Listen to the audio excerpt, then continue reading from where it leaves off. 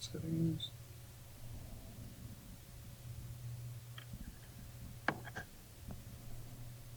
Sound.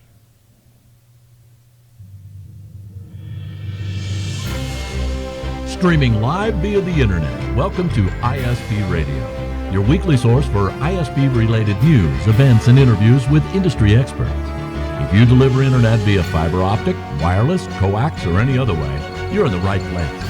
Chat live with us weekly via ispradio.com every Wednesday at 11 a.m. Central Time. And now a brief word from our sponsors.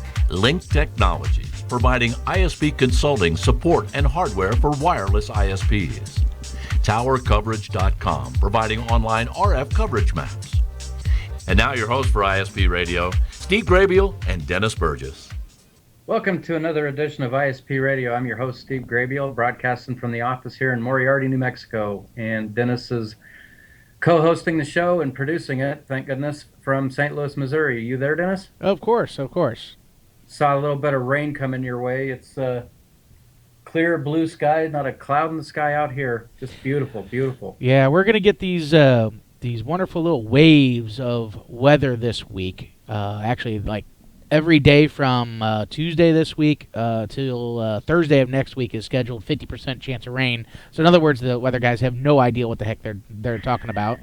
But basically, we're just going to get these little waves. So like usually in the morning, we'll get a little wave of storms. Nothing severe and very isolated. So one part of the St. Louis market may get something and the other part may not, and then probably another one in the late afternoon, and then maybe one right before 10, 11 o'clock. So that's the pattern we're going to be stuck in for a few weeks.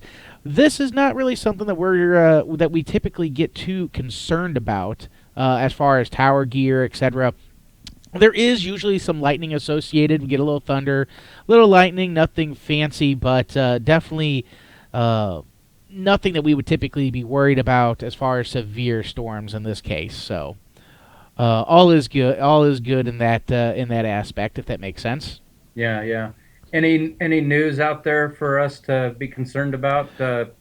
We were hoping for some word on Title II back in a month ago, and now we're here a month into May, but probably nothing worth mentioning, no?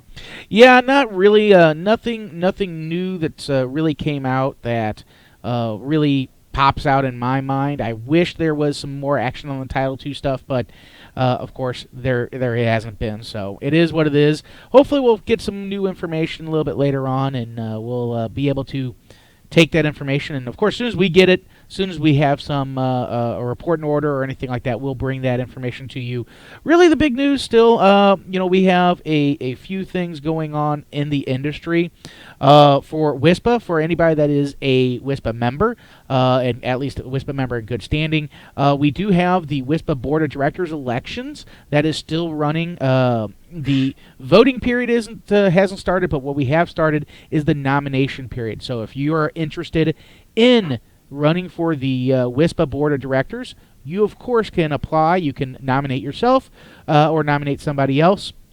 You can go to wispa.org and fill out that form and send it in to the nomination committee so that you can, of course, run for the board of directors. Now, there is quite a bit of time involved, but it is typically, again, for the industry. And one thing we do get, this is probably one of the biggest questions we get about people who run for the board. If I run for the board, I mean, we take these trips to various shows. We have things such as Advocacy Day, where we go to Washington, D.C., and other various trade shows that we may need to attend to run a booth or something like that for WISPA. And the question is am I going to pay for that? The answer is you're going to pay for it, but WISPA is going to pay that back. I mean, that is part of board travel. That is part of managing the business. So other than your time, you really should not be out any cost as a hard cost. You know, if you're going to a show on behalf of WISPA to help man a booth at one of these other trade shows or something, guess what? They're going to pay for your hotel. You may have to book it and handle it up front, but it's not like you're going to be putting out a lot of hard cash. But what you will be doing is, of course, it's your time. That is Right. the big thing. And we always need new blood. We always need new people to come in with new thoughts and new processes and new ideas to keep the board moving forward, keep the WISP industry moving forward as it is. So keep that in mind. October 11th through the 13th, WISPapalooza coming up. This is the big show, ladies and gentlemen. If you are in the wireless ISP, the fixed wireless ISP space, thinking about getting into the fixed wireless ISP space, or simply need to know more about your industry, this is the event to go to. So make sure you go to wispa.org. Make sure you book your room. Remember, if you book your room early, and I want to make sure I get this right before the end of next month, you almost say you save $200 per registration. So right now it's $379 to get the full conference pass by purchasing early. After 6:30.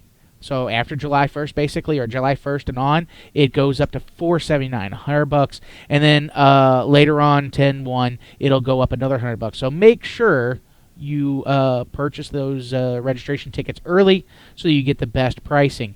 This is the biggest show ever. We have more vendor space opened up than ever before already. Most of that is already sold out. So make sure you get your tickets. Make sure you get a room. Come on down to Vegas. It's most flights are cheap to Vegas. Most places are fairly inexpensive to Vegas. But make sure you get that and come out and see all of our show sponsors, and of course all the WISPA vendors as well, and all the sessions. Lots of great sessions as well. Yep. You've been forewarned, folks. Yeah, exactly. Well, today we have on our show Readynet. They're out of Midvale, Utah.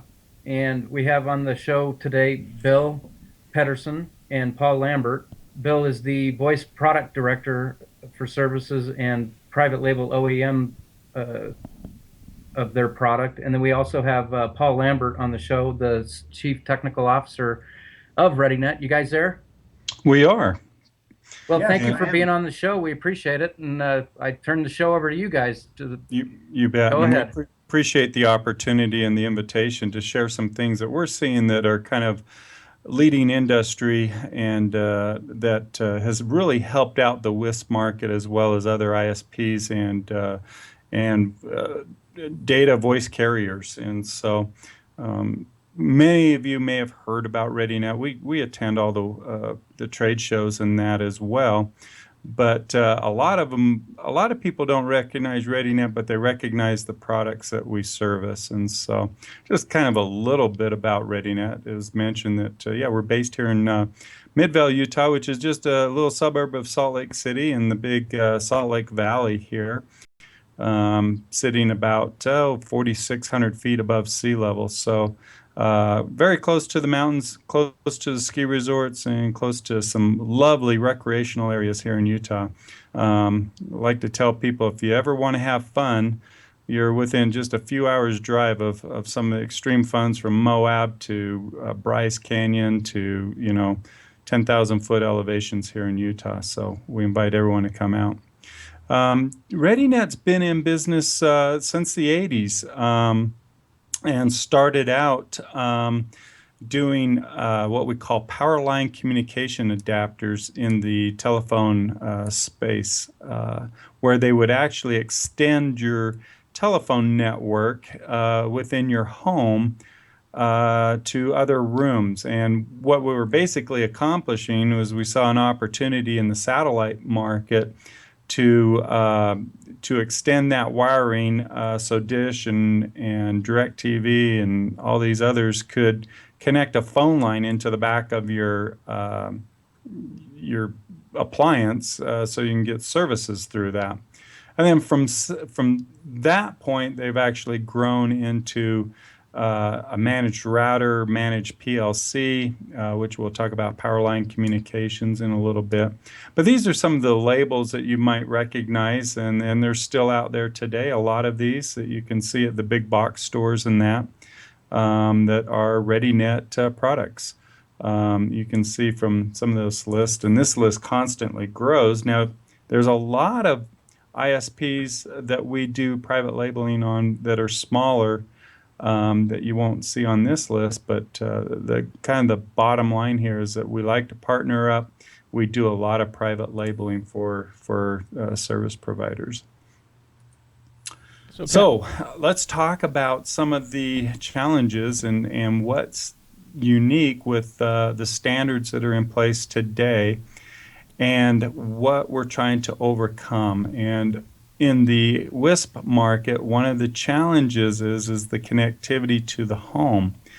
And a lot of service providers are providing the Ethernet connection, the data connection on an end of a cable on your RJ45 and saying, here you go, we're done, and go ahead and plug this into to your router and you're good to go. But sometimes routers are provided by the service provider, sometimes they're not. What we're seeing in this industry, in this evolving industry, more so today, is that we're seeing a lot more appliances that are connected within the home, whether they're wireless or wired connections, anything from printers, computers. We're seeing a huge amount of smart appliances coming into the home, as well as maybe some home monitoring devices as well, cameras, controllers for heating and air, etc. And so now we have all these devices, but they all run over the ISP backbone, so to speak, and sometimes that can be challenging in connecting all these devices together. And the other big problem that we see out there is, if the customer's responsible to go get their router and put that in, now you're introducing more challenges from the customer's perspective because they're just not familiar or comfortable in setting up a home network in their environment. And sometimes it's just, my father, for instance, is a great example. He does not want to touch anything. He doesn't even want to know. He's just barely getting onto the smartphone device today. And that's a big step. And we see a lot of these customers that are out there. There's a lot of them. Everyone will nod their head and say, yeah. And probably some of them they might name off by name. But, those are the challenges. Once we provide that service into the home, now how do we connect and give that customer an experience that they're going to enjoy, that they're going to stay with your service, and they're going to also be a reference for customers in the neighborhood or around them about your services as well. So some of these contributing causes for frustration, in multi-dwelling units or in, highly populated areas, we could have interference issues from Wi-Fi. Inconsistent or inadequate coverage. With the various structures of homes now, are we looking at elements that are within the walls, so to speak, that we can't see outside that might be causing interference or this inconsistent Wi-Fi coverage. I always called Wi-Fi, it's kind of a black magic thing. You just, hold your arm, smile, drop your jaw, stick out your tongue, and your coverage will change drastically. The other thing we have to be concerned about is, the router itself. If we're going to Fry's or to, Best Buy or, going online and buying our routers as the consumer, what do I get? What do I need? What am I looking for? And, am I going off a price? What am I getting for price? And all the problems that go along with that. The other thing is from a carrier perspective, is the lack of the in-home network visibility. We don't know what's actually happening or going on with within the home. And so by not knowing, we're playing in an area where it can be very challenging to even try to offer support. Some WISPs out there will offer a support for a monthly service cost to manage it. And some will just say, no, that's the customer's responsibility. You pick that up. With that, whether the customer is buying the product or the WISP is buying the product, we see a lot of inconsistent installation practices because literally we've got a myriad of devices that we're looking at.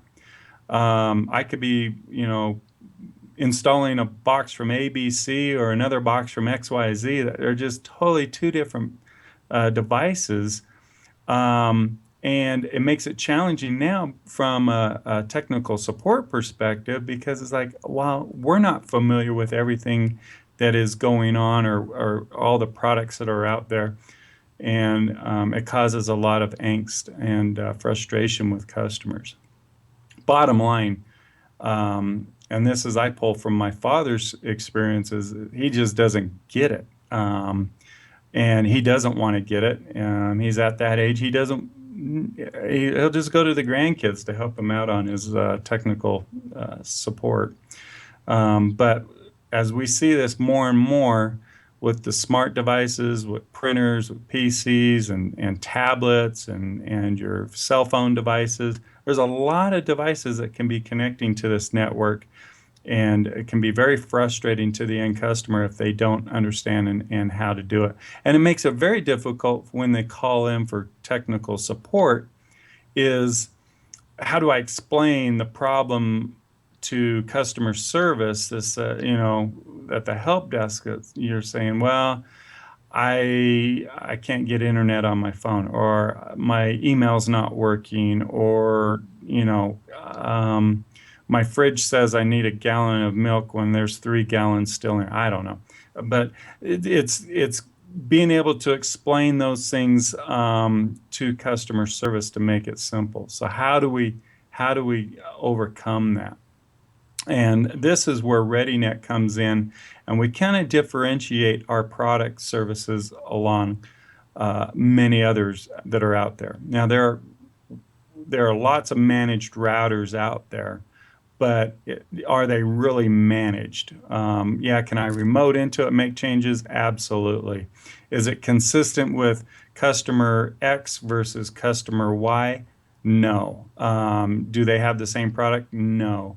So how do we create an even playing field for our customers to have a great experience and be able to manage these devices? So that's where Readynet comes in. We offer managed router solutions, gateways, for the WISP market to provide that baseline, or what I call sometimes that line in the sand, that allows you to now manage and remotely manage these devices for your customers. And produces a nice reoccurring revenue stream for you as well also. So a couple of things that we're going to look at. We're going to talk about owning the customer. What does it really mean to own the customer? And how can you make the customer an advocate at the end of the day for them to encourage their friends and their neighbors to buy services from you?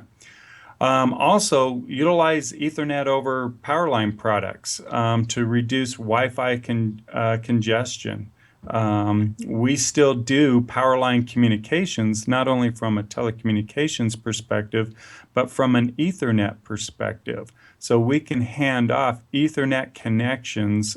For those that aren't familiar with powerline products, it's basically converting Ethernet signal, a data signal, superimposing it over your AC wiring, and then going into another room, different part of the house, different part of the business, and plugging in another module that basically decodes that encryption and gives you Ethernet at that point. And then you could plug that into another Wi-Fi access point, or to a computer, or to a phone. IP phones are where we see them very popular in, without having to knock out walls or barriers to run additional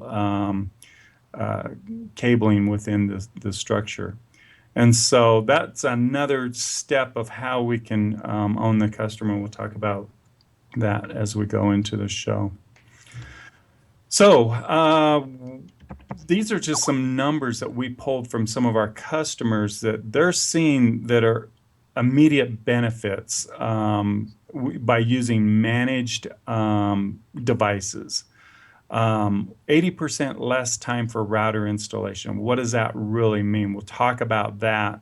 But basically, having your routers already pre-provisioned on an ACS server, so when that router is plugged in and installed, it'll automatically, update to your specifications for your network and what's needed.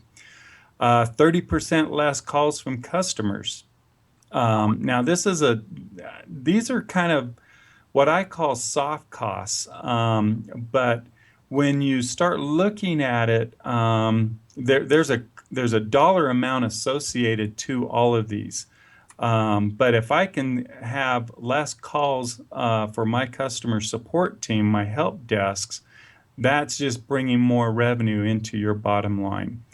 And then the bottom one, 40% less time troubleshooting over the phone. What does that mean? Less troubleshooting. Well, what we're seeing is that the support calls, as customers call in, the level 1, tier 1 support group at the help desk is able to handle almost 90% of all the calls without having to escalate it to another group to take a look at to do some more troubleshooting. What does that mean? Less time on the phone, less time that you have with your customer on the phone is bottom line a happier customer, and that customer is going to enjoy a better experience with their services that you provide. Okay, benefits here. I'm not going to go through each one of these. I'm going to just highlight a few of them because there's actually 3 of these things, and this all kind of ties into that previous slide. Okay, from an installation perspective. Okay, if it's existing services and you're just turning on services and it's a very simple install. Basically, you could probably drop ship the device and send it to them, or have them come by and pick it up, whatever. Once they plug that device in, it's going to automatically provision itself, which saves a lot of time from an installation perspective. Plug it in, let it do its own little thing. It's consistent with everything else that's on your network. You're going to be less prone to errors by fat fingering something, and you're in and out of there in a very, very short amount of time. Customer service. This is probably the key thing that we see. They forget their passwords. They're not sure which SSID they're supposed to be looking at because they've got multiple SSIDs around there. What do they need to be doing? So from a customer service perspective, I can now have the ability to remote right into the router, or not really into the router, but let's say the web portal that contains all my data from my ACS servers, and I can integrate that through a simple API through my CRM tools or whatever, and I've got all that information right in front of me. Here's your SSID. Oh, you forgot your password? Let's reset it. Or here, I can look it up and tell you what your password is. I can see devices that are connected to your router. Maybe there's someone that's hijacked the network for some reason and is using Wi-Fi free and complimentary from your customer. Well, it happens every once in a while. Or I need to have some unique set of rules set up, some static IPs for some security cameras that I've got set up in my business. Or as an ISP, I've got some new features and that I need to push out some new policy rules onto my routers, and I'm going to do that automatically after hours and do over-the-air firmware upgrades and then manage those devices. I don't have to have these devices sent back to me. I don't have to send out new devices. It just makes it very, very simple to upgrade as needed. Then, of course, from the Tier 1 technical support, the visibility into that network and to see what's going on. I can see if the device is online. I can see what other Wi-Fi devices are surrounding that area. Maybe I need to change channels. Maybe, at first I'm in a multi-dwelling unit environment, and I've got to just change channels on it because I've got some congestion. We can, like we mentioned earlier, we can integrate this into your CRM tools, your call center tools. So you can see these devices within your customer records, click on it, and you've got a screen pop up that's showing you everything that's going on that network. The big thing is if we can have quicker resolution to these problems, we can have better customer satisfaction, keeping customers happy, which ultimately keeps the customer. We have less truck rolls. We definitely are adding more money to our bottom line. And again, the big thing is we're drawing that line in the sand. We're saying, okay, here's how we manage it. Everyone's the same. And so our troubleshooting process has become much more simplified, and we can look at the initial problems right off the bat. Okay, so how do we do this? Readynet uses an open standard called Tier 69. This is a protocol standard that's been in place since, I think it was, May 2004, established by the Broadband Forum. And it is used by the majority of all your major carriers. We list them here, in North America, but even internationally. Tier 69 is the go-to standard of managing these devices. So when we say we've got Tier 69 on our routers, we've got them on our ATAs, we've got them on our PLCs, what we're saying is that these devices through ACS servers can be managed by however you want to manage them. And we'll talk about a couple of ways that you can do that. But it's a very hardened standard and very solid, very reliable. High availability, fully secure through SSL tickets, or certificates, I should say, in both ends, not only on the ACS server side, but also SSL certificates on the router side as well, too. We talked about this as well being integrated fully into your CRM. If you're using Sugar, Salesforce, or even if you're using, there's a couple of new ones out there that we integrate and we partner with today that are specifically designed for the WISP industry. You can talk to your CRM provider and say, hey, I want this or I need this integration into our customer ticketing. Auto provisioning. We talked about this. Basically, you plug the device in, and it's going to go to the ACS server. And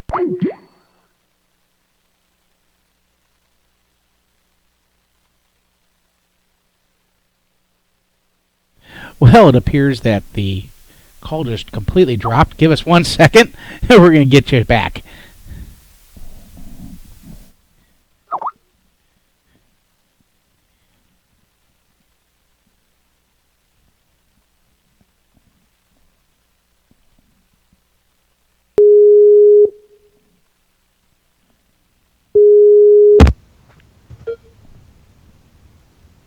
there we go.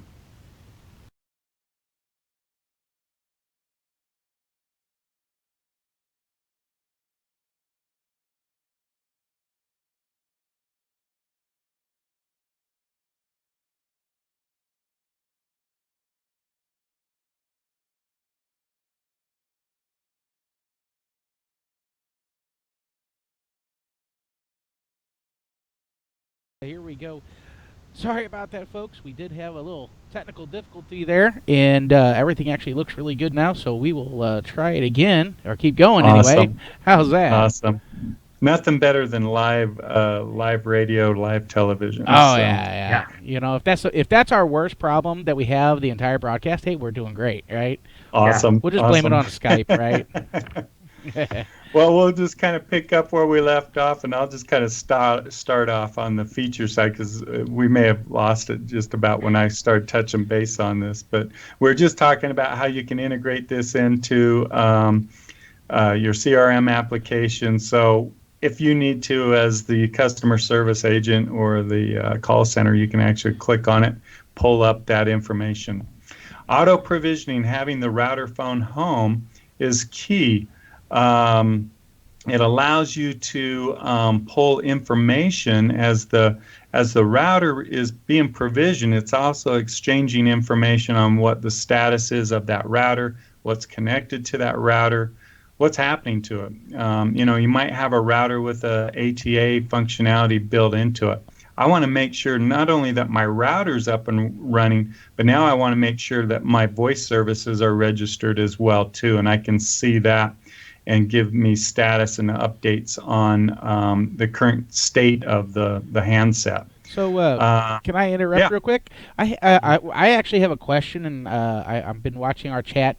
Keep in mind, ladies and gentlemen, we do have that chat online if you have any questions. But my question is you're saying the router, of course, phones home. Now, this kind of goes back to this issue. I know you use the TR69. The question is as a small WISP operator, so let's say we have a WISP operator anywhere between 100 to 500 users, okay, or subs, and they're deploying your devices. Now, do you customize the home device for that operator? And does the operator actually have a piece of software running on a server somewhere that it's doing the phone home, or does that all go back to your cloud infrastructure of some type? That's a great question. And we get that asked quite a bit is, what do I need on the back end to make it all happen? Now, we have customers that will provide their own ACS servers. They have, they got thousands of these devices. They're deploying, thousands of them a month. And it is more cost effective for them to provide with their own ACS server. But for the smaller WISP that might not have the capital or, want to be able to manage another device or set up another ACS server, Readynet offers that service for those WISPs. And we work with them to figure out, okay, what configuration do you need on these routers?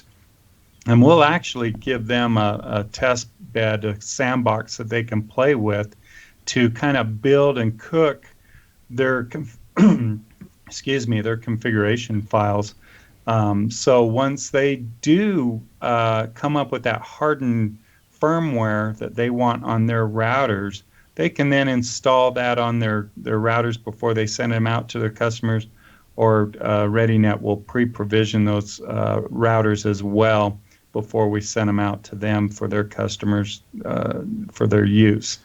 So there is a monthly cost for that for the smaller WISP. If they would like to know more about it, they can definitely contact us and we get that information over to them. Okay. Yeah, that's a great question because a lot of people want to know, okay, what are my options? This sounds great. I'd love to play like the big boxes like AT&T and CenturyLink, Time Warner and that. But I don't have that type of capital to go into it. So we've come up with a very simplified way of and cost-effective way to be able to do that on a smaller basis as well. Gotcha. So it kind of makes them makes them more of a competitive advantage in my mind than trying to get through a calling tree at some of these big box carriers to figure out, okay, who do I talk to get some technical support? So sure. So the software, obviously TR69 is very standardized. Can they go to the open source market and get the software they need, that back end server per se that you had mentioned, or is that a significant cost on the front end, on the back end, if they wanted to deploy their own? Yeah, it typically is a very large cost to do that on the back end for themselves. Okay. I mean, they could, but it's an available, yeah, they could do that. But then they would be in the sense of they would be setting up there's actually two parts to this, and we've got a slide on this that talks about our northbound and our southbound interfaces and how that information is, Okay, so we're gonna presented get to that. Yeah, that's onto good. the screen. Gotcha. Yeah, so we'll talk about that. I just want to make sure everybody understands that. The other question that I had, as it pertains to the customization, I know you're going to get into the customization a little bit more. Again, going back to some of these smaller providers, 100 to 500, maybe even 1,000 subs, are you going to is Readynet? I don't know what the minimums would be. A lot of the customers are going to say, well, or the first thought is, I don't have enough subs to make this worthwhile for me to be able to get customized pieces of. And I don't think they're wanting to customize hardware, but hey, I want it branded and logoed my own brand With your own logo, right? yeah. This is that I need to buy 2,000 pieces of hardware to do that, or where does that start? Yeah, so that's a great question. Typically, with a lot of the larger hardware manufacturers, the quantities are quite large. But we do ours at 1,000 minimum order piece quantities. And to be honest with you, I would probably say 85% of Readynet's business is all done in this private labeling. The balance will sell Readynet branded product, but it will be most of it is private labeled that we do. Now, what does that get you? I mean, it actually gets you everything from not only the product branded, your GUI for your management is branded, your quick install guides are branded, and even your packaging is branded right out the door.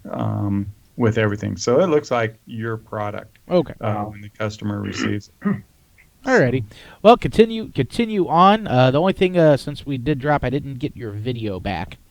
But other than that, continue on. There's really good questions and good answers, of course. Okay, and I'll try to play around and see why I've lost video for some reason, but that's kind of interesting. But yeah, it's not not the end of the world. I've got a radio voice, so we'll just and a radio face, so we'll play with that. So the other things remotely config, do firmware upgrades remotely, reboot the devices and do firmware upgrades, and also gives you visibility to all the devices connected onto this router within that home or office. I can, see my tethered devices as well as my wireless devices. Wi-Fi signal strength. This is a big one at the trade shows that we've talked about, is being able to see, okay, what's the signal strength coming off of the devices that are connected to my router, okay?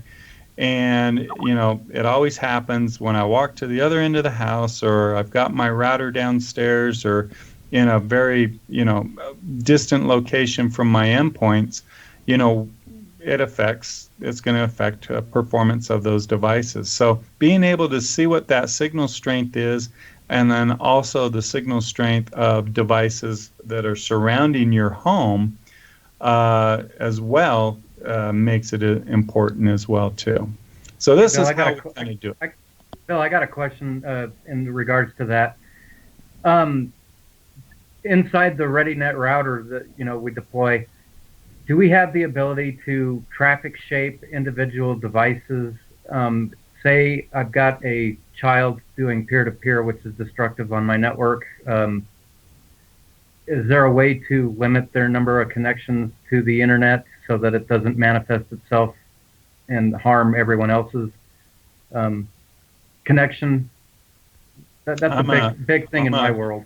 Yeah, I'm going to let Paul talk a little bit about this, because on the peer-to-peer issues, yes, the bottom answer is yes, we can rate limit those connected devices. And Paul, I'd love to have you jump in and just share your thoughts on that. Yeah, you bet. And I'll give a little quick demo of the router interface, but in the router itself, has QoS settings that allow you to be very, very granular on an individual device level within the home. And so short answer is yes, it can be done. And I think you'll be pleased, as engineers, the feedback that we've gotten from them is that these routers are very, very capable, and they've been very happy with them. And as far as their ability to manage them on a granular level. Perfect. That's it's important to me to be able to do that. So go ahead, guys. Yep.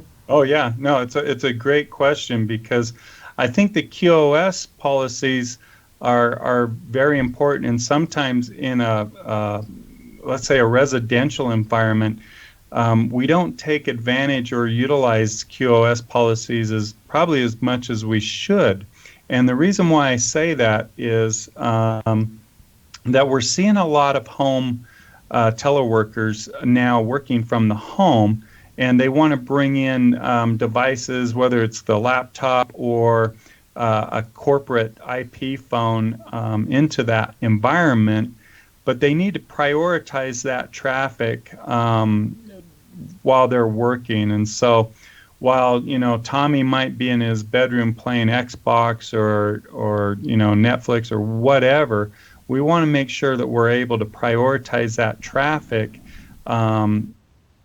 to do that, and we do that through QoS policy rules. Yep. So this is kind of a 3,000-foot flyover on what we have, the way devices are registered. You can see the managed internet gateway devices, all of our attached devices onto the right there. And then we go to our ACS server. And then from the ACS server on the back end, we have our call centers, we have our policy databases, everything else that we need to have operational on the back end. But this is just kind of a simplified view of what's actually happening. Integrates to CRM. This is kind of a screenshot, and Paul's going to do a quick demo on this here. But this is one of the screenshots you could typically see that would pop up in your CRM database to see what's actually going on. I'm looking at the device. Am I online or am I offline? That's 90% of the problems right there. Am I connected or not? And then once I am connected, what devices are connected to it? And you can see from the devices, the IP address that they're at, the MAC address, which we've also even updated. We're constantly growing this information so we can do reverse MAC lookups so you know exactly what devices are connected to that network. Am I connected wired or am I wireless? And if I'm wireless, what's my signal strength? And then we can go in and change SSIDs, look up passphrases, do remote management, and set some local LAN settings from here. Quick question. You bet. Now, I run my network with, say a Ubiquity, and I have it on their house as acting as a router. Do I have to provision my network now to be all bridge so that we can drill into the Readynet router, or is there a way to keep my current configuration and drill down into that router behind the Readynet router behind my Ubiquity router, if you will? Yeah, so typically in order to be able to do that, I've got to have a static IP address on my router. So as long as I have that static IP address, I can drill into it. And if it's behind the Ubiquity and I have a way to VPN behind that, then that would be a way to do that. But in this case is where most of them are in the service provider mode. They will have their own static IP address that will be associated to that. Well, I can comment on that as well. So the router can be configured either in a router mode or in a bridge mode. Now you do lose a little bit of visibility into the devices that are within the home if it's in bridge mode, because then it's your Ubiquity radio that's typically acting as the DHCP server. And so there is a little bit of information that you will lose, but you can still manage the Wi-Fi and see the bridge, such as signal strength and such within the home. So there are some pros and cons, if you will, depending on how you decide to design the implement the router. Right. Okay. We're going to shoot through a couple of these slides here real quick, just so we can give Paul an opportunity to do kind of a demo. I see we're coming up about 45 minutes into the program, but really the ability to scale is incredible now. By going to a managed solution where I actually have control and access to all the information, I've given my base template of what my customers need and their experiences are, and what my engineers can use and what my technical support folks can use as well too. Basically, making life simpler, not only from the customer's perspective, but also from internally as well also. So just some of the managed product lines that we have. We have our recently announced AC 1200M this last spring. Our WRT and BWRT, which is a voice product router products, and then our ATA products as well too. Very simple, custom branding like we've talked about, feature-rich, QoS, and all TR69 management secured. So bottom line results: shorter installation time, shorter troubleshooting time, fewer truck rolls. Those are those lower operational costs. Those are soft costs, but they actually contribute to our bottom lines. The big thing is that we want customer satisfaction, that we want them to be able to go out and recommend their experiences to their friends and family, to bring on additional revenue through additional customer. Lower customer turnover. If I've got high customer sat, and I've got happy customers, I'm not turning customers over to my competition. Okay, so here we did a little ROI. This is kind of our little acid test. We're just going to use some numbers here. Now, we talked about managed services and how it can become a revenue stream. And for that smaller customer that we talked about earlier that might only have 100 or 200 or maybe even 1,000 customers, this is something that you could look at and say, okay, how do I figure out my return on investment by going through a managed solution? So if we look at a router cost of $40, it'd be the carrier's cost. Let's say, for instance, our portal cost, which is $50. Now, this portal cost is the ability to go in and extrapolate that information from the router. And there's a device cost of 50 cents a month on this. What can I see in return on the bottom line? So if we take our income, divide it by our investment, which would then be our ROI, and let's say we're charging our customers $7 a month for this managed service. We take out that 50 cents cost. We look at 36 months and divide it by that router investment. We could look at it as $234 a month. With a $40 investment gives you a 585% return on investment. Now, if I had that $234 of additional revenue coming in from that customer, and I've got 2,000 customers over there that are on 3-year contracts, take a look at what my bottom line revenue is coming in at. $468,000 is really not much to snicker at, because I mean that's a very solid number, and we actually have ISPs that are out there that have that numbers times 4, times 5, times 6 annually, and it's really not been difficult to sell. Now, if I'm doing $234 a month, in income on a $40 investment. I'm going to give you a couple of tricks, suggestions. Hey, Bill, that's $234 over the 3 years, by the way. Just over 200. the Oh, yeah, I appreciate that. Over You bet. the 3 years, you're right. It's over that 36-month period. We see the ISPs out there. They'll give that router to that customer as part of their contractual obligations, and now the customer doesn't have to spend it. It makes you look like a hero because you're providing a fully complete managed solution. And with conversations that we have with the wireless internet service providers, it's not difficult to say, hey, for an additional $7, we'll manage everything for you. You don't have any capital expense to put in on this, waive an installation costs.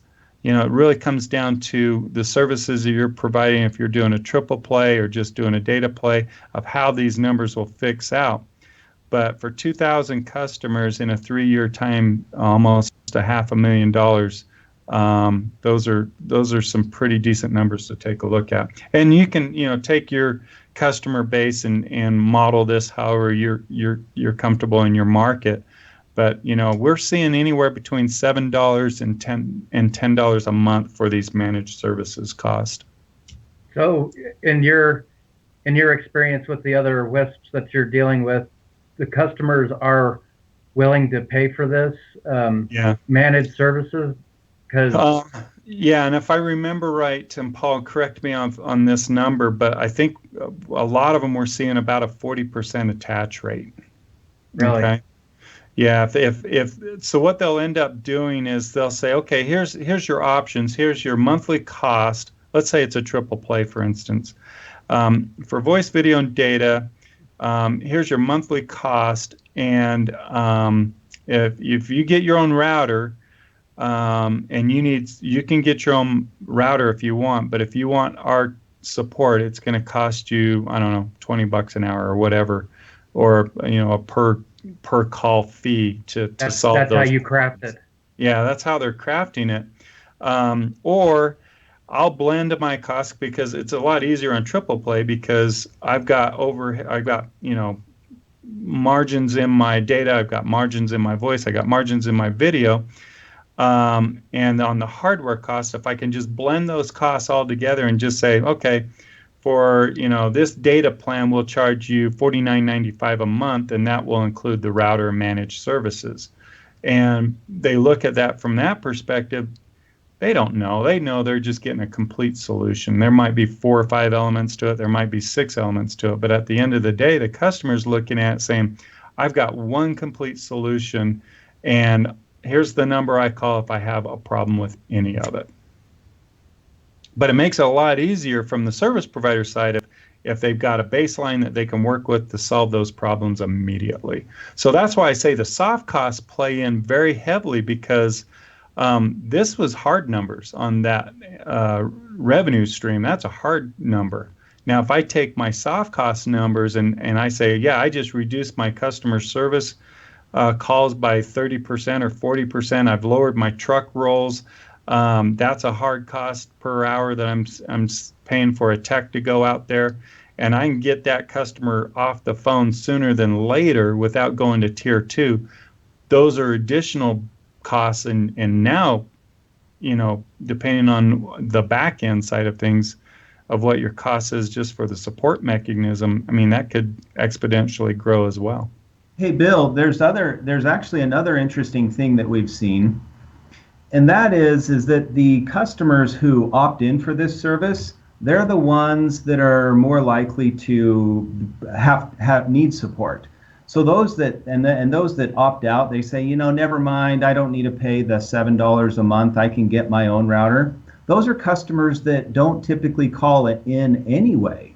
And so it has a very interesting dynamic from what we've heard reports back from our service providers, and that is that it actually increases revenue and lowers costs, because it's simply the customers who will need the support are the ones that end up purchasing the service, and the customers see a lot of value because not only are they getting that comfort level of, hey, here's someone who's willing to support and guarantee that I'll have good Wi-Fi, but it saves them the cost of having to go out and buy a $100 or $200 router. And when they go to Best Buy and they're pitched by one of those salespeople, that's what they get pitched on. They're like, hey, you need to buy a $300 router, Mr. So-and-so who doesn't really know very much. So they see a lot of value in this. That's a great point, and they're actually spot on with a lot of that. Why don't I do this, Paul? I'm going to stop sharing my screen here, and I'll let you pull up your screen there, and you can we'll kind of walk these our listeners in to kind of what they would expect from an ACS. Now, this ACS portal is a Readynet branded portal, so this is part of that, $50 a month, 50 cents per device type cost that you would have. And this would then also, this is kind of the web portal, but we can actually integrate this into a CRM screen as well. Can you guys see my screen all right? Yes, sir. I do have a question, though. This $50 a month, we're not talking $50 a month per device. We're talking $50 a month for the account and then 50 cents per device. Correct. Okay. And That's that's right. with you guys. That's with you guys hosting it. So your jab, they probably have their own servers. Do they still pay like $50 a month if they buy their own box? Their own ACS servers you're talking about. Yeah, the larger accounts, what they'll do is they'll go purchase their own ACS server, and I got a little, I brought this slide back up because this is the heart of the TR069 system is the ACS server in conjunction with the routers. So right. An account like Jab, who may have tens of thousands of routers, they'll go ahead and outlay the expense of, it could be anywhere from $15,000 to $20,000 to get commercially available ACS server set up on their servers and such, and they see that the value of just hosting it themselves and managing it themselves. So, you're right, though. They could potentially, sign up for the $50 per month portal fee and then pay 50 cents per device and use our service as well. So, and I was going to just jump in there, Paul. The beautiful thing about TR069 and the ACS servers, let's say that customer, that ISP now grows and it's like, you know what, it's more cost advantageous for them to move to their own ACS server. We have no problem with that at all, and we'll help migrate and transition their customers over to their own platform as well, or vice versa. Wow. Yeah, exactly. And being that it's based on, that's part of the beauty of the TR069 is you don't get locked into any one particular vendor because it's an industry-wide standard. And so you really have a lot of options as the service provider, and it puts all the control in your court. And the reason, and quite frankly, the reason that we went ahead and put together a TR069 solution, an ACS server for our customers, is to really lower that barrier to entry, so that the little guy can get into this. $50 a month and 50 cents a device. It just really allows them to now expand their revenues by offering a managed router service. And then as they grow and they get to 100,000 subscribers and they're like, hey, they run their ROI analysis and say, hey, if we just brought this in-house, we could save so many, save some money, then that's completely in their control. Thanks. So I'll just step through a quick little demo of the ACS platform that we are offering, and we call it RN Control for ReadyNetControl.com. And this is the login screen. I'll just go ahead and log in really quickly here.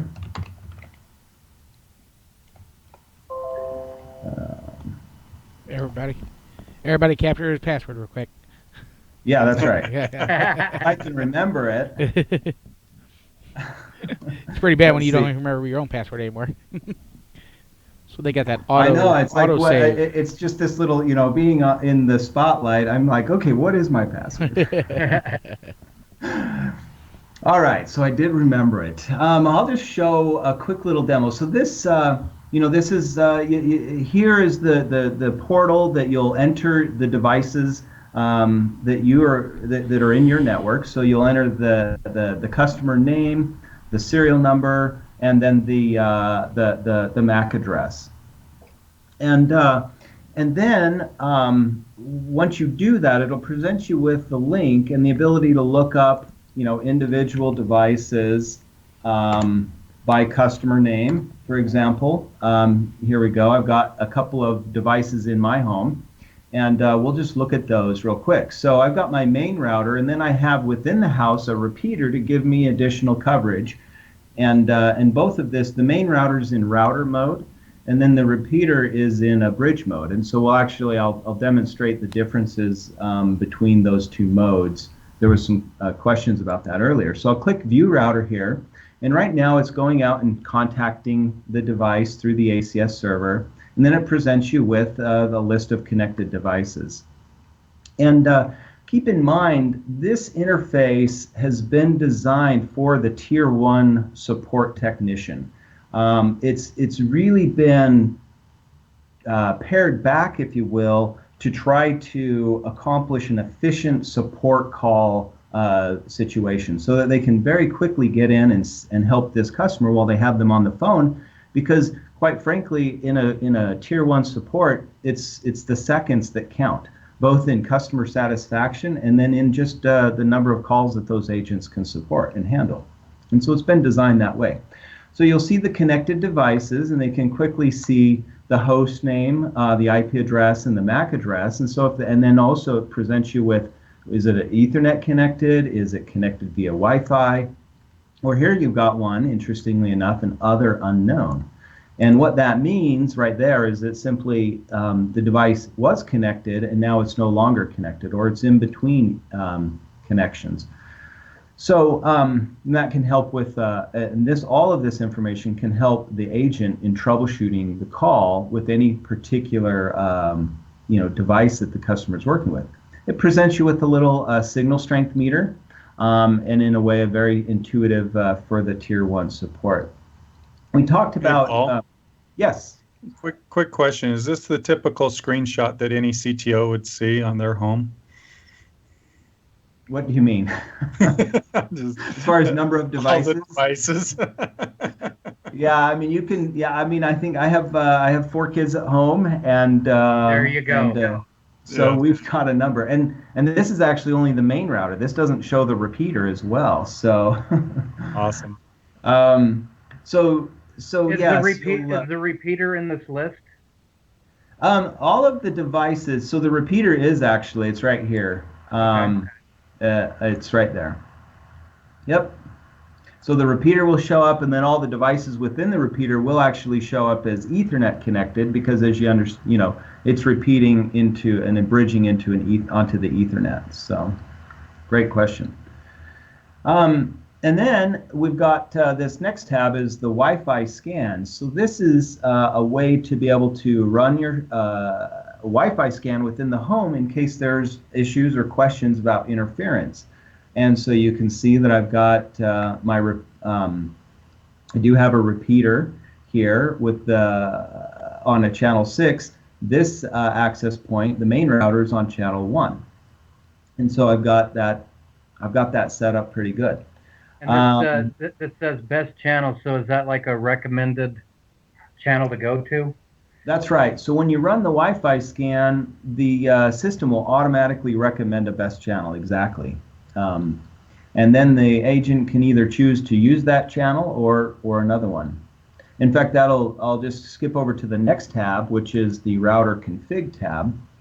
And here you can have your wireless settings. You can view or update the SSID right here. The passphrase, by default it hides it, but then they have this quick little unhide button, so everybody can see my Wi-Fi passphrase. Maybe I'll have to change it now. So I don't avoid those hackers out there. But so and that's actually one of the most common support calls that come in for people who just simply forget their Wi-Fi passphrase. And so within just a few clicks, the call center agent now can answer that question and help the customer get taken care of and on their way. And that's really the beauty of this type of system. Now you can update LAN settings and then in this as well. But then one of the nice things too is that to take it, say you get in a situation where you've got some more advanced settings, maybe some port forwarding or some QoS settings that need to be set up. Right here, you're presented with what the IP address of the router is. And anytime that gets updated on the device, whether through DHCP or static or any of that, TR069 automatically updates this into the database. So if that IP address ever changes, it's all kept track of right here. And then on your ACS server, right? Correct, that's right. Okay. Because in TR069, in fact, I'm going to I clicked on that to, now I can log into the router, as you can see. But to answer your question, I'm going to skip over to the TR069 slide again. You'll notice that between the router and the ACS, and this is one of the real powers of TR069, is that it's a two-way communication. For those that are familiar with like SNMP, for example, you know that it's just a one-way communication. The device has no, except for via traps, it could maybe send some information back, but and that'd be fairly complex settings. But with the TR069, this is just all automatic. There's an automatic exchange between the device and the ACS server. And so here, now we're presented with the router interface that I just, I had clicked on in this link. So now I need to set up maybe some port forwarding for the customer. I'm right there, again, just a few clicks away, and I'm in supporting this router. If you need to update the management password, it's right here, or even view the last saved management password. It's available there. And then this last little tab is just an info tab. Now I'll just jump over. What's that green button? I can't really see it. Is that like a reboot? Yeah, let's bring it up. So there is a this online right here. This is the status. Mm-hmm. So it actually it'll update and tell you whether the device has recently checked in, whether it's currently online, or whether it's offline. And those will be the statuses of the device. Gotcha. Yep. So now I'm in my repeater, and I can see that here are the devices that are connected via the repeater, and I can see the signal strength of those. Again, I still have a Wi-Fi scan available. It looks like this one's a little bit closer to my neighbor, so it picked up a couple of other SSIDs within the home. And that's one of the nice things about the Wi-Fi scan, is it really gives you the Wi-Fi view right there within the home, where it matters the most. And this is all remote. And then you have the ability to config as well. So we had so that's a real quick overview of the managed router and the design of this interface for Tier 1, and it also enables Tier 2 and more advanced management. One of the other things that we like to talk about is the ability to integrate with other CRMs, because even here you have this other interface that then a Tier 1 tech may need to log into and then look up the account a second time. How much more convenient would it be to just, once you look up the account in whatever CRM that you are used to, it presents you with a link to go in and manage that device. And so the way that we've structured this, and I'm going to just hover over this link, you can see down in the bottom of my screen there, it shows the URL for managing that device. And in fact, if I right click and just do a new tab, you can see a little bit more detail. So take it just a second to come up, but you can see up here in my URL that you've got a tokenized URL, and that's a secure token that only can be accessed via this interface or another interface that you embed the code in to do this. And so I'm going to just, so I'm going to get over to an example here that we've set up in a sugar CRM, maybe one CRM that people are using. So here it's a completely different interface. You bring up, you look up an account, and here you're presented with another view router link. By embedding the PHP code into whatever CRM or JavaScript code that you have, you can now put this link and you still get that same interface in an integrated look and feel into any other CRM. And so it's designed, the point of this is that it's designed to be integrated with any number of CRMs. And we're currently working with a number of CRM providers in the WISP industry to complete the integration. And because it's so simple, they've been very excited about it. And so I think that's finishes my demonstration. If there's any questions, please ask. Dennis, any questions out there? No, we. I think I got all the questions that were asked already. So nothing as of yet. I'm sure, and I'm hopeful that you guys will get some follow up. Where can they contact you? Who are they? Who should they talk to? They have questions, concerns, or questions about purchasing. Who should they be contacting? Well, they can definitely call us at Readynet Solutions. You can contact us on our main number, the 801-566-0100 number that was shown earlier.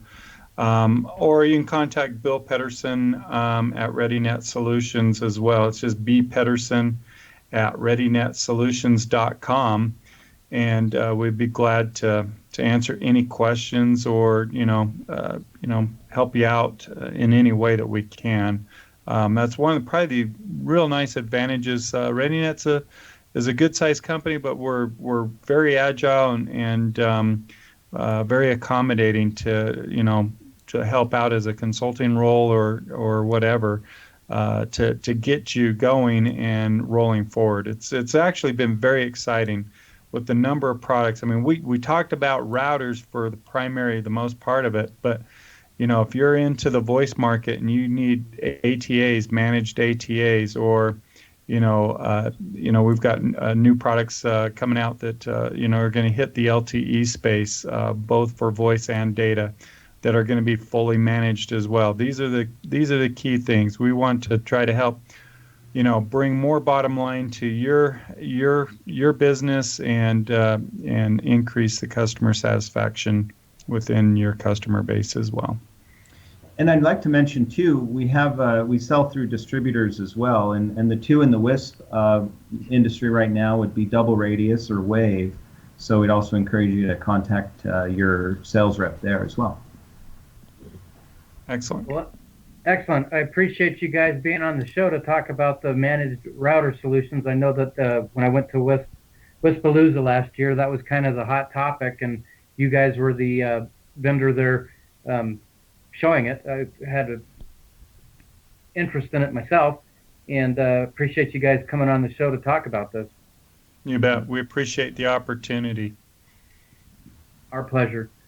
Well, Dennis, if there's no other questions, if you want to wrap us up, we'll be seeing you guys. What do we have next week, Dennis? Oh, that's actually a really good question. Let me take a look at it. Tells you how much how prepared I am here. Actually, I have one more thing before we head out. Well, we have Mr. Jack Unger on the War of Unlicensed. Not next week, but the week of the 8th. Actually, next week I don't have anything on the schedule yet. Steve, all right, you're we're slacking. Working on that. Yeah, you're slacking there, man. But we'll have a show next week regardless and get back with everybody on that. And then, like I said, the week after that, we're going to have Jack Unger come on. And his topic is the war on unlicensed spectrum. So that should definitely be an interesting topic. The last thing is there is going to be, and I know many people already know about this. I mentioned the WISPapalooza. Coming up in October, but there is another WISP Colorado meeting. It's actually called the Colorado WISP meeting, and this is a regional meeting. WISPA will have a Colorado WISP meeting there. But it's also co-located with what they call Mountain Connect, which is another little broadband infrastructure technology show right there. You can visit wispa.org and see all that information. That's actually coming up June 5th, so very, very quickly here if you're interested in that. That's the WISPA event, and then the Mountain Connect is, I believe, the 5th and 6th and 7th or something like that. But all that information is listed on the website in a beautiful area in Colorado. I think it's the Keystone Resort. So real big area, real nice area. So if you want to get out and go see some mountains, I don't know about snow. I'm sure they have snow probably, but I try to avoid the snow. Yeah, I can see. Have you ever seen? There's an old science fiction movie called Willow. Anybody see that one? I've seen it. You know, whenever the main actor is rolling down the hill and he ends up becoming a big snowball, that would be me. That's about as far as I would get, So I'll have to find that. I'll have to find a little video clip about that maybe next week or something, just to show everybody. But with that said, I think we're all good. Anything else? Last thoughts, Stephen? No, great show. Appreciate the guys again for being on the show, and I'm sure we'll see them at the Wispalooza. Absolutely. Thank you. Excellent. Thanks a lot, guys. Thank you. Thank you for listening to ISP Radio. We hope you've gained new insights and additional wisdom in our industry as well as your business. Please remember to visit our show sponsors via the links on ispradio.com. If you're interested in becoming a show sponsor, contact us at sales@ispradio.com. Now go out there and push those packets as fast as you can. Good luck and Godspeed.